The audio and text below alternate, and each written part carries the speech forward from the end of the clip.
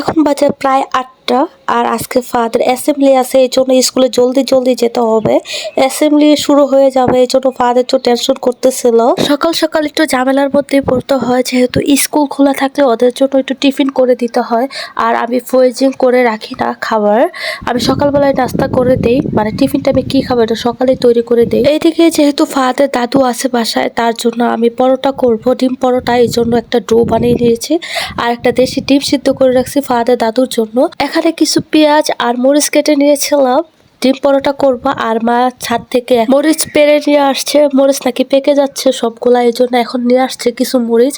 আর আমি এখন ডিম ভেঙে নিচ্ছি, ডিম পরোটা করে দিব। একটা ডিম দিয়ে হয়ে যাবে। আমি শুধু ফাহাদের দাদুর জন্য এখন নাস্তা করব, উনি খালি পেটে ডায়াবেটিস মাপছে, আবার খাওয়ার 2 ঘন্টা পর সুগারটা টেস্ট করতে হবে, এই জন্য আমি এখনই পরোটা করে দিয়ে যাচ্ছিলাম। ওইদিকে ফাহাদের দাদু ফাহাদকে নাস্তা করাচ্ছিল, ফাহাদ রেডি হয়ে গেছে। আমি টেস্টের সবকিছু বের করে রাখছিলাম আর ফাহাদের দাদু যে ফাহাদকে রেডি করে দিয়েছে। এইদিকে আমার পরোটা প্রায় ভাজা হয়ে যাচ্ছে, একটা পরোটা অলরেডি ভাজা হয়ে গেছে। আমার তো সকাল সকাল একটা ডিম পরোটা হলে আর একটা চা হলে আর কিছুই লাগে না। এই ডিম পরোটা বানানো খুবই সহজ, এই রেসিপিটাও আমার আইডিতে দেওয়া আছে, ফেসবুক আইডিতে, তারপর আমার ইউটিউব পেজেও দেওয়া আছে, দেখতে চাইলে অবশ্যই দেখে নেবে, খুবই মজা হয় এই পরোটাটা। এই পরোটাটা চাইলে আপনার বাচ্চার টিফিনে বা সকালে নাস্তায় বা বিকেলে স্ন্যাকও রাখতে পারেন। আমার সবকিছু রেডি আলহামদুলিল্লাহ। এখন সবকিছু ফাহাদের দাদুকে দিয়ে চলে যাব।